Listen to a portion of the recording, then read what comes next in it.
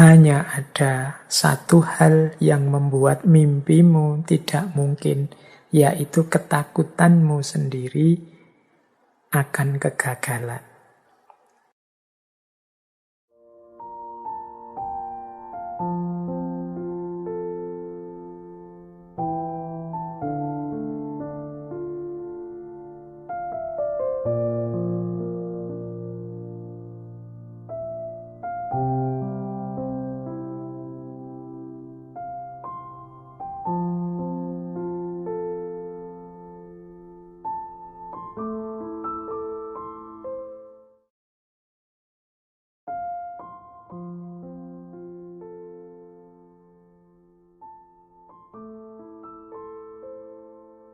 Nah, sekarang kita masuk ke gagasan para filosof ya. Malam hari ini saya membawa 2 tokoh, 3 lah, yang membahas tentang mimpi secara filosofis dari aspek motivasional personal. Tadi saya ambil dari Khalil Gibran, kemudian Erich Fromm, dan juga Paulo Coelho.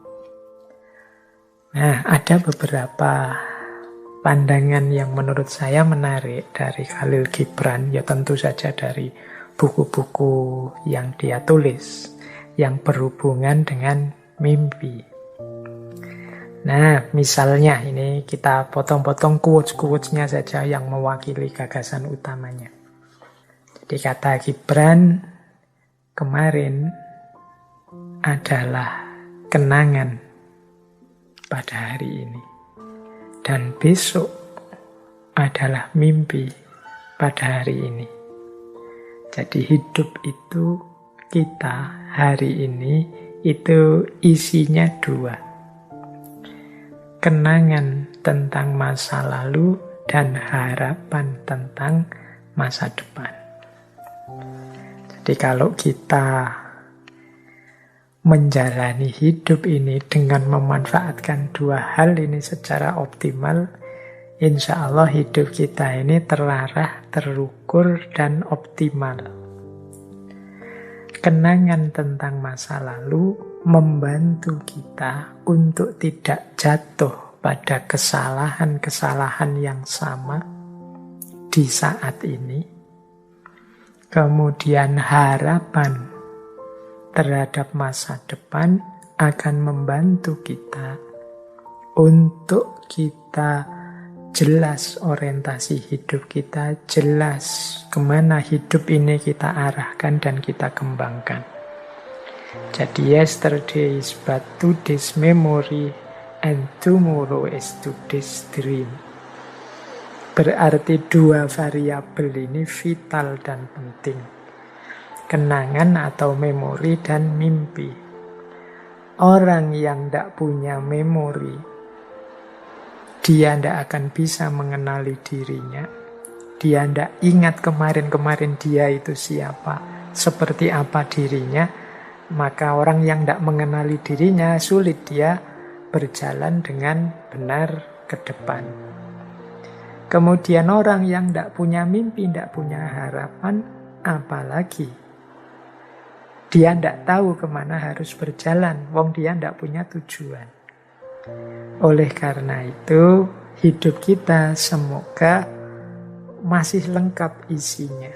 Yo, memorinya kuat dan mimpinya juga jelas. Nah, ini pelajaran pertama dari Khalil Gibran. Pelajaran kedua dari Gibran adalah menunjukkan pentingnya mimpi. Kata Gibran, the most beautiful among men is he who turns his dreams into silver and gold. Orang yang paling menyedihkan adalah dia yang mengubah mimpi-mimpinya menjadi perak dan emas. Nah, ini sindiran untuk kita sebenarnya. Banyak di antara kita yang melupakan mimpi, menggadaikan mimpi, membuang mimpi kita hanya demi kesenangan sementara. Biasanya untuk kenikmatan ekonomi. Makanya itu istilahnya silver and gold. Jadi untuk kesenangan hari ini kita lupakan target besar kita yang sudah kita rancang ke depan. Ini bagi Gibran orang yang sangat menyedihkan. Bahkan orang yang most beautiful, paling menyedihkan, paling patut dikasihani. Karena orang yang tidak punya mimpi itu kan orang yang berhenti, tidak berkembang. Mimpinya digadaikan hanya untuk emas dan perak. Nah, semoga kita tidak jadi orang seperti ini. Bukan berarti gold and silver itu tidak penting, bukan berarti ekonomi tidak penting, bukan berarti kesejahteraan tidak penting. Tapi jangan sampai mengalahkan mimpi-mimpi kita. Bahkan harusnya ekonomi, emas, perak itu jadi kendaraan kita untuk mewujudkan mimpi, bukan sebagai pengganti mimpi-mimpi kita. Ini pelajaran dari Khalil Gibran. Yang ketiga, aku lebih suka menjadi seorang pemimpi di kalangan orang-orang yang rendah hati, yang punya visi untuk diwujudkan, dibandingkan menjadi penguasa, pemimpin di kalangan orang-orang yang tidak punya mimpi dan keinginan. I prefer to be a dreamer among the humblest with vision to be realized than Lord among those without dreams and desires. Aku lebih milih jadi pemimpi di kalangan orang-orang biasa, tapi punya visi untuk diwujudkan, daripada jadi pemimpin penguasa orang-orang yang tidak punya mimpi dan keinginan. Kita jadi pemimpin tapi di tengah orang-orang yang tidak punya mimpi, tidak punya keinginan. Itu kita akan sangat berat.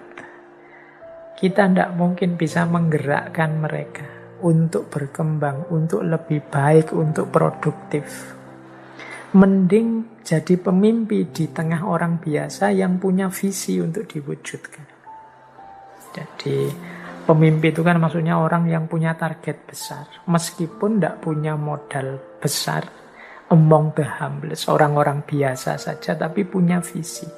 Orang yang punya visi, punya mimpi, punya cita-cita, ini pasti punya semangat, punya gairah untuk bergerak. Jadi lebih baik. Sehingga kata Gibran, wis lebih enak jadi pemimpi yang punya visi, meskipun di kalangan orang biasa, daripada jadi pemimpin di tengah orang-orang yang tidak punya mimpi, tidak punya keinginan. Ini selisih satu huruf antara pemimpi dan pemimpin. Mending jadi pemimpi saja, berarti ada hal yang ingin diwujudkan, ada mimpi-mimpi yang ingin diaktualkan, dibandingkan jadi pemimpin tapi tidak punya mimpi, tidak punya keinginan. Berarti kita akan mandek, tidak bergerak. Nah, ini beberapa dari Khalil Gibran ini menegaskan pentingnya mimpi. Terus beliau juga menyatakan seperti ini. They tell me, if you see a slave sleeping, do not wake him, lest let he be dreaming of freedom. I tell them, if you see a slave sleeping, wake him and explain to him freedom. Mereka bilang padaku, kalau engkau melihat seorang budak tidur, jangan dibangunkan dia, biarkan dia bermimpi tentang kebebasan. Aku bilang pada mereka, kalau engkau melihat seorang budak tidur, bangunkan dia dan jelaskan padanya tentang kebebasan. Nah, pernyataan yang ketiga ini selaras dengan tadi yang kita sampaikan. Mimpi jangan biarkan hanya jadi mimpi. Dia harus diupayakan, diwujudkan. Jadi ini kan ada drama yang dibuat oleh Gibran. Jadi orang-orang bilang padaku kalau melihat seorang budak kok tidur, biarkan budak tidur ini, biarkan dia mimpi tentang kebebasan. Karena kasihan, dalam hidupnya yang nyata dia tidak bebas. Kata Gibran malah sebaliknya, bangunkan dia. Kalau engkau lihat budak yang tidur, bangunkan dia dan jelaskan padanya tentang kebebasan. Biar dia bergerak, berjuang untuk mencari kebebasan. Karena apa gunanya mimpi yang berhenti hanya jadi mimpi?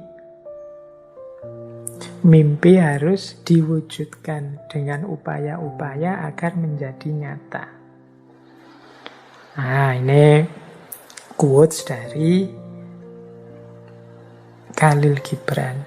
Dia juga menyatakan begini, "He who pass not his days in the realm of dreams is the slave of the days." Ia yang tidak melalui hari-harinya dalam realitas mimpi, dia menjadi budak bagi hari-harinya. Maksudnya apa? Orang yang tidak punya mimpi, orang yang tidak punya cita-cita, hakikatnya dia jadi budak dari situasi sekelilingnya, dari hari-harinya. Umurnya habis, usianya habis, hanya dipakai untuk sesuatu yang tidak jelas targetnya mau kemana, yang tidak jelas arahnya mau kemana. Nah, ini filosofi-filosofi dari Gibran. Ini salah satu ilustrasi saja untuk memahamkan kita betapa pentingnya mimpi. Kita lanjut ya. Kalau tadi sudah Gibran, sekarang Erich Fromm. Nah, ini tokoh filosof psikoanalis kita yang sering kita pakai teori-teorinya, khususnya ketika membahas tentang cinta. Kata Erich Fromm begini, "A dream is a microscope through which we look at the hidden occurrences in our soul." Mimpi adalah mikroskop yang melaluinya kita melihat peristiwa-peristiwa dalam jiwa kita yang tersembunyi. Jadi Erich Fromm ini kan termasuk alirannya psikoanalisis. Meskipun beliau mengkritisi beberapa gagasannya Sigmund Freud. Tapi beliau juga menyatakan bahwa mimpi itu adalah seperti mikroskop. Dia menggambarkan isi jiwa kita yang tersembunyi. Mimpi menunjukkan aslinya kita yang seperti apa. Nah, ini mimpi yang bukan motivasional tadi ya, mimpi yang kita alami saat tidur tadi. Nah, Erich Fromm juga bilang begini, "Both dreams and myth are important communication from ourselves to ourselves." Jadi kata Erich Fromm, baik mimpi maupun mitos-mitos itu sebenarnya jalan komunikasi dari diri kita kepada diri kita. If we do not understand the language in which they are written,